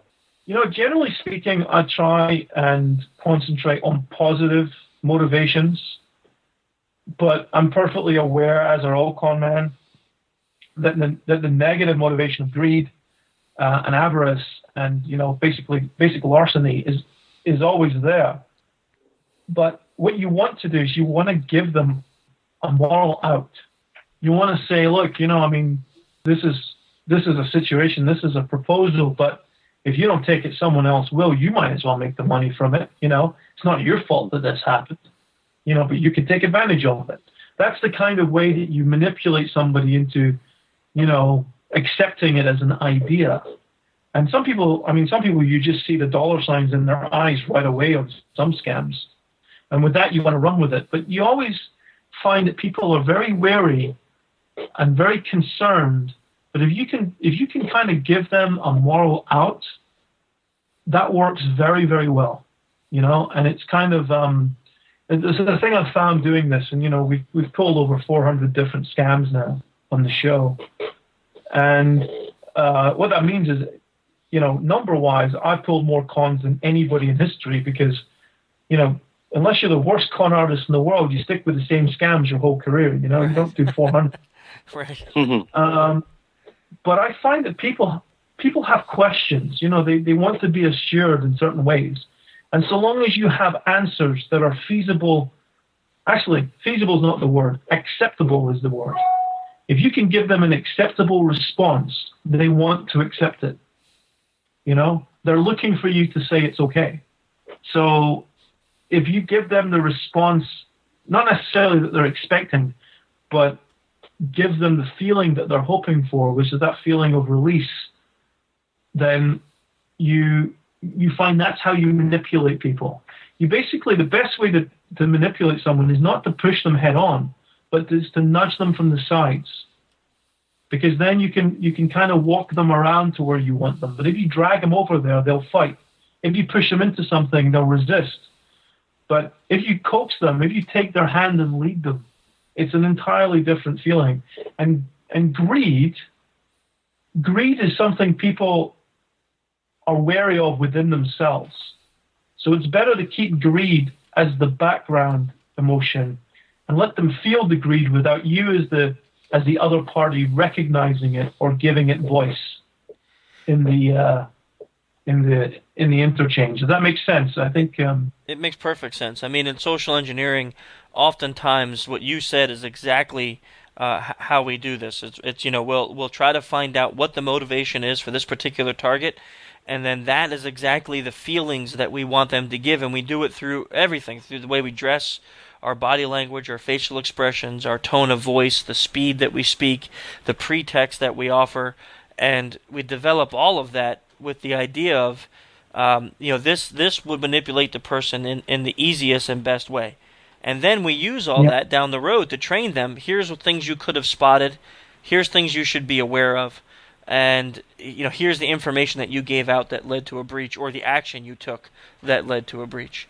And a lot of times it's linked back to a particular emotion, like greed or fear's another one. The boss told me I have to come and fix this computer. Now he's on vacation, and he wants it done before he gets back Monday. So let me into his office. And generally, people will be like, "Oh, if the boss said so," and not double checking or anything. So the fear or the greed, or the especially if it's a guy, the ego or the praise. These are the things that generally feed into people that allow them to be manipulated so well. Which I'm sure you experience the same thing. Yeah, and in everything, it's always like that. You don't know what you're going to get until you sit down and talk to somebody. But generally speaking, speaking to people's internal incentives is the way to go with all of this stuff. You just have to kind of figure out what that is. And if you sit down with some people, you know that money is enough of an incentive to get people interested. And all you have to do is kind of give lip service to their facial motivations. That they don't want to be seen as doing the wrong thing. They don't want to. But you just got to basically give that assurance so that they can kind of act on the internal desires and needs. So it's a subject we could probably talk about for hours. But I was just thinking. I was just thinking about when you and I were talking through email, I told you we would try to only keep you for an hour because I know you were traveling, and like you said, your schedule's been crazy, and I think we're up on that. So maybe we could schedule another time down the road to have you back on the podcast and talk more about this topic, because I tell you, you've been probably one of the most interesting people that we've talked to with your background and what you do for a living now. I can say personally, I've learned a ton from listening to you and your exploits, your examples, and things that you've done. So I really appreciate it. Well, thank you. I do appreciate that. I think that the one of the proudest things I have in the years that we've been doing Real Hustle, and I think Alex from the show agrees with me, is that I've done some talking for Scotland Yard and for trading standards here in the UK, and they tell us that they constantly now are being told that people are reporting attempts at cons and scams, or even street scams, but mostly we're talking about the bigger stuff. They're reporting it to them because they saw it on our TV show. Huh. And we're very proud of that. Yeah, that's got to be a good feeling. It is a very good feeling. I'm currently working on a pilot for a show. We'll hopefully achieve the same thing. I think that if we get that again, it'll be it's different to Real Hustle in the fact that it kind of attacks the history of these things and shows how they've all been updated. But there are 5 times as many people living in the United States. Yeah. I think that cons and scams, especially now, now is an economic downturn, and there's a reason why the sting was set in the Great Depression, because that was the heyday of cons and scams. Need and desire was at its peak, and so con artists took advantage of that, and we're inventing scams, day by day, just completely new things, reinventing old ones. And I think that now is a time when there's a lot of that stuff around. We're hearing stuff on the wire here and there, and I think that we certainly with our show want to get that out there and really get a wider audience. It's not a bad thing to have a wider audience for what we do, but we can get our message to the United States and to Canada and North America as a whole. Then there's a huge there's a huge amount of potential victims there, and the con artists know it. So I'm quite excited about maybe doing that. So that's kind of a thing for the future. And I think it will go over great here because I tell you what you just said about the economy. It's we see this in our industry. It's like the companies are laying off employees and they're expecting the smaller amounts of security guys to do the same amount of work as the bigger groups before. And then when people are laid off and they're poor and they're broke, it's like sometimes the moral structure goes down because stealing becomes a way that they can make a living. Security needs go up, and scams. Like you said, I would tell you one of the biggest things that hit us, and I don't want to go off on a tangent, but I'll just bring it up briefly, is when that earthquake in Haiti occurred. Within a day, there was people setting up websites that were scam websites. Like click here, put in your information, and we'll tell you if we have a loved one. If you have a loved one in our databases of those who have died in the earthquake. And they were going to these websites and putting in all this personal information, and these websites were using it to perform identity theft. And it's like there's the people's hearts aren't there. There is none. There's like no compassion or feeling for people. And here, these people might have just lost their brother or mom or dad or sister or something in this horrible natural disaster, and they're being taken advantage of, and now maybe have lost whatever little financial means that they had previous to that. So getting this message out there, man, I tell you, we're all for it. We'll support you in any way we possibly can. Oh, that goes double for me. So, you know where I am if you ever need me, guys. I will. If people want to know more about you, where can they go on the web to find out about your projects and what's happening with you and things like that? I have a website which is please don't laugh when you look at it. It's not the greatest website in the world, but www.conartist.tv, and that's a good place to contact me. I do speaking gigs, and I love getting out there and trying to get people to think about this stuff and get them enthused about it. And I think if one of the advantages I have with this con and scam thing is that it's entertaining to hear about it. There's an innate cleverness to the cunning, to the cruelty of it all, but there's a cleverness that is that people really are attracted to. As human beings, we all love cons and scams because of that nature to them. We just, they are of course one of the most hateful things to experience. But generally speaking, when I talk to groups, what happens is you get everybody thinking about how they might be compromised, simply because they've enjoyed the presentation, simply because they've enjoyed, hearing about the clever ways and the simple ways and the downright funny ways people have been conned. I just read a great thing, incidentally, and I tweeted it earlier. This poor lady in 2002, I don't know what she was conned out of, but she was basically convinced that she had won a Toyota. And when she went to collect the prize, it was a toy Yoda. Oh.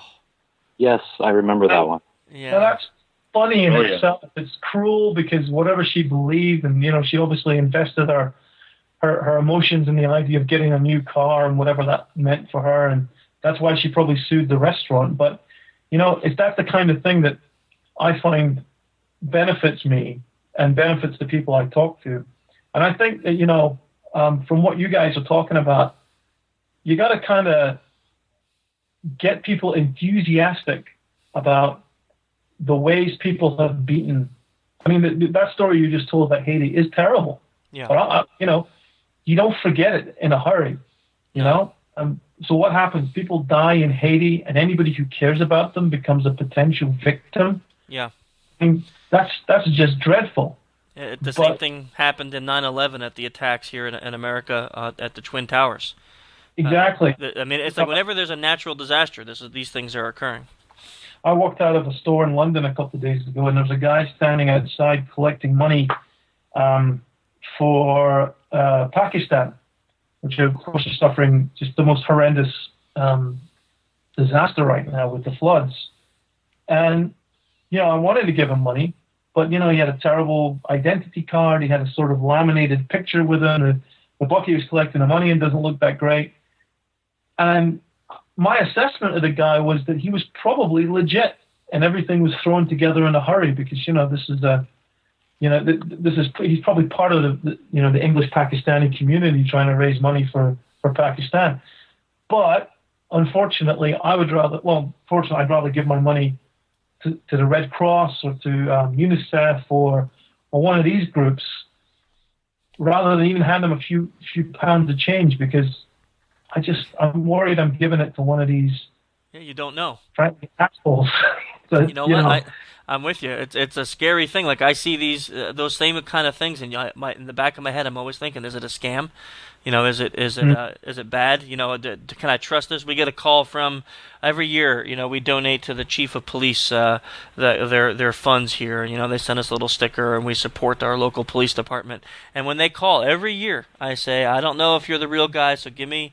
I'll call the police barracks and get the number, and then we'll call back and donate. It's like I'm not going to do it over the phone with you because I just don't know. Yeah, I just don't know. Yeah. I wanted to say, because you brought up your Twitter, and I know a lot. I mean, everybody that's in our groups and our listeners, we have thousands and thousands. They all are on Twitter. I wanted to bring up your Twitter ID, if that's okay, right, to share that with everybody. Yeah, go right ahead. Okay, so R. Paul Wilson, all one word. R. Paul Wilson, and if anyone wants to follow you on Twitter, I sometimes get some great laughs out of the things that you put on there, because I've been following you for quite a few months now, and sometimes you'll post these little jokes or these pictures that just make me think, and I think you have some unique thing. A lot of people, like, they post like the sandwiches they ate for lunch and stuff, and you don't do that. So if anyone's listening and you want to get a good laugh or get some information, Paul posts some pretty interesting things on his Twitter account, and not always about security. You do a lot of stuff. I have to warn you that exactly what you're going to say. Some of it I'll do scams and tweets, but a lot of the people that feed me ideas and kind of send me off into tangents that I find are magicians, are people who've worked in casinos or against the casinos, but so it is very diverse. I mean, today I tweeted about the Toyota scam. I also tweeted a thing about Pulp Fiction with Muppets. Yeah, I saw that. Just be warned. I saw that. That's the one I was talking about. It made me laugh. Pulp Muppets. Yeah. Yeah, it's a little disturbing. Yeah, it had 2 million hits. Really? 2 million hits. I love Muppets and I love Pulp Fiction. How did I never discover this? When you asked that question, I almost answered to you, yeah, I think you're the only one. But then, like you said, there was 2 million hits. So I guess unless you either watched it 2 million times or they get a lot of fans out there. All right, guys. So thank you, Paul, so much. We will be in contact in the future. And when this podcast is launched, I'll send you a link. Feel free to promote it amongst your community. And this was some of the best arguments for penetration testing. That some of the best articulated arguments for doing that sort of effort of going through the process and breaking into the company to show where the security issues are. It was very well put. Well, I've been trying to convince. I had a TV show years ago in the U.S. called The Takedown, where we basically said to casinos, "Look, we can go in and try and beat your, beat your systems," and we only got one guy to really answer us. We ended up with a couple of casinos who let us in. And the guy who answered us was the guy who kind of just got into the casino industry, and he wanted to know. He wanted to know where all the weaknesses were. He owns actually a really great casino in Nevada called the Crystal Bay, right next to the Cal Neva in Lake Tahoe in the hill.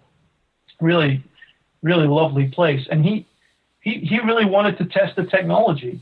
But generally speaking, in the casino business, they're worried that if I come in with a group of guys and we try and hit their games legit, with their knowledge and try and show them how we might break it, they're thinking we're setting them up for the big scam down the road, or we're not telling them something which is going to hurt them. They're always suspicious about that. And I think you'll find that, that's what you're experiencing with the other guys too. They're always thinking that you just can't be trusted anywhere near their house.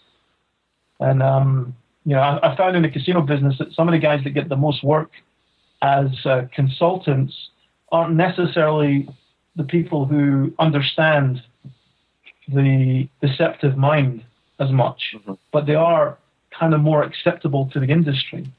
as individuals. You know, they're managers or pit bosses, people who've never crossed the line, or and I think that that's something you guys can fix by just kind of getting people to understand. Even if you're not telling them everything, at least you're telling them something. Man, I tell you, I wish we had 3 more hours, because there's some topics you brought up I think we can probably talk about all night. Well, make some notes, and we'll try and make this happen again. As you know, it was quite it was a bit of a juggle trying to get this to work, but I'm glad we did. Me too. Me too. Let's do it again. Yes, thank you very much. We'll talk to you soon. Take care. Thank you. It's a pleasure. Bye-bye. Bye-bye. Bye. Man, that guy was unbelievable. Oh, yeah. The cool thing about him was he wasn't talking about IT security in all cases, but yet everything he said applied. Yeah. And that's what I love about this space is and it's really the point of the podcast overall is we don't need to talk to someone that, say, does social engineering engagements professionally, or the elitist hacker in the world, or anything like that. We talk to these people that do their job in this totally unrelated field, and you identify all these items that directly relate to the work that we do, and you learn a lot. And I think this guy was a great instance of that. Well, I mean, everything from his examples to how he performed certain scams and how he related that back to, how it relates back to us was phenomenal. I mean, each story he gave was just great. Yeah, and I learned so much, just about the whole just his concepts and what he does, and just kind of thinking about how that all applies to what we do. That one book that he mentioned, I know that I'm going to be getting that book and reading through that, because I've never really been involved or interested really in getting involved in magic, but I guess the concepts of what he brought up, as far as how it makes, how he's able to now see things in a different way. I'd be interested in reading on that and learning about how that kind of thought process can really enhance me as a social engineer personally. Well, and I think what he was talking about and what he said this entire time was exactly what we wanted to get out of when you guys created the podcast. Is, I mean, we're all here learning, and every single new person that we bring on the phone, we learn something. But this guy, I mean, was just off the charts. Yeah, I agree. He was just ridiculous. And it's like from the beginning. I mean, he's got that Mutz factor going on with the accent. So I did want to ask him how easy it was to pick up U.S. chicks because of that accent, but I refrained. He was married. He's married, man. I know, but like hypothetically, if he wasn't married, hypothetically, can you tell us how hypothetically you pick up chicks in the U.S. and then when your wife listens to this later, can you tell us how hypothetically you're getting divorced thanks to Dave? Yeah, nice, real nice. I was just saying, we want to have him back. Yeah. It could help into the whole how to get free chicks mentality we did when we first started off with the podcast. Yeah, when you started off with that, okay, we never wanted free chicks mentality. I don't know where you're coming from with that. Chris, you're the one who called me on the phone and said to do it. I mean, oh yeah. Oh man, I tell you. So let's go back to that dual core story of how he whipped you really bad. Wait. Yep. Oh man, I feel really bad for Fat 32 because the guy left logged out at the end. I think someone shoot him a text, tell him to call back in whenever he's ready, if you can. So we get him back in and thank him and. All right, texting him right now. First, just to reiterate on Paul there, if you want to check out Paul, his website is www.conartist.tv. So CONARTIST.tv, and he's got a nice site there, all about him, his bio, about the real hustle, other things there. His Twitter account is rpaulwilson. So sign up for that. 'Cause I tell you, sometimes the guy just makes me laugh. I mean, he just posts these whacked out things like before this pulp Muppet or something like that. It was just ridiculous, but really funny. So I enjoy watching his Twitter. And then he recommended that book, Hiding the Elephant by Jim Steinmeier. We'll link to that with an Amazon link in the podcast notes if anyone's interested in listening to that. I just wanted to kind of talk just for a second about the Social Engineer book, since we kind of announced that. back in Defcon. People have been hitting us up on the channel about the book, the Social Engineer book. Just to kind of answer everyone's questions that have been emailing. I first of all, I appreciate all your support. It's awesome. As nerve-wracking as it is for me to actually openly talk about writing a book, it's probably not going to be out until July. You know, we hit some snags with timing due to DEF CON and everything, and we just won't be able to get it out there probably until... did I say July? I meant January. January, not July.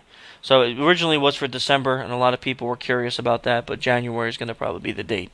So just a month after.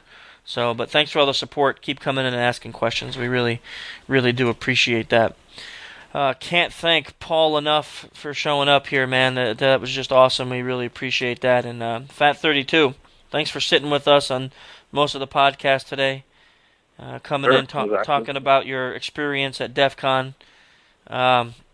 You got anything you want to add, or if people want to know more about you, you have any way of finding out more about you, or you want to let that out to the public, or just kind of stay all mysterious and secretive?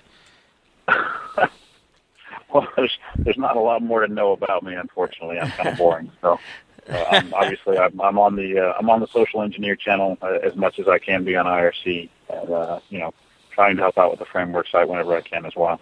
Yep, we appreciate that, and I tell you, your experience at the at DEF CON, both last year and this year, could be very valuable. We're learning from that, so we appreciate you coming on here too. Thanks to the... No problem. Yeah, really, no problem. Thanks to the sponsors again. Offensive Security, as always. We love you guys. Can't do anything without you. And even though Mutz couldn't make it here this year, he's here in spirit. Year, month. Huh? You said year. Did I say here? Really? Yeah. Yeah, I think he said here, but it sounded like a year. I said here. Okay. But it sounded like a year. Yeah, even though Mutz couldn't make it here. Here or year? Even though Mutz could not be on the podcast today. Today or this evening? What? I hear he's coding a brand new exploit. It's going to require a backslash instead of a bracket. Oh, man. You know what I'm really surprised by is that you didn't try to give away a date with him or something, at the beginning of the podcast. Because normally when he's not here, you totally, molest him and stuff, so... That's right. Actually, the rule was whoever won the social engineering capture the flag gets to go on a date with Mutz. So Fat32 is actually the winner going on a all-expense-paid date with Fat32. That's romantic. Great. Romantic. All right. Great. Candlelight dinner somewhere in Afghanistan. So we'll fly you over there shortly, Fat, and just look for Mutz and good luck. Yeah. And good luck. I'll look for the only other short, white, bald guy there, right? Yeah. Oh man. We had a lot of people also, I would say a sizable amount, coming in the channel and emailing us with contributions. The site has been growing in that way. We want to keep encouraging that. Elwin and I were talking a little bit last week when we were together in D.C.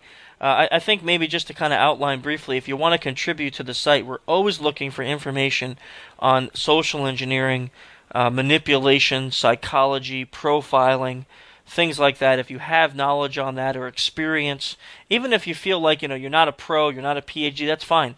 Write something up, send it to contribute@social-engineer.org, and we'll be able to see if we can use that. Some of the things that we don't normally use is anything that has to do with really malicious manipulation, or anything that has to do with manipulating people in a sexual way. We avoid those things because of being a clean site. We know those things exist, but so for free chicks, go to yeah. Sackmaniac, right? Yeah, sackmaniac.com. Oh wait, did you fix the spelling on that?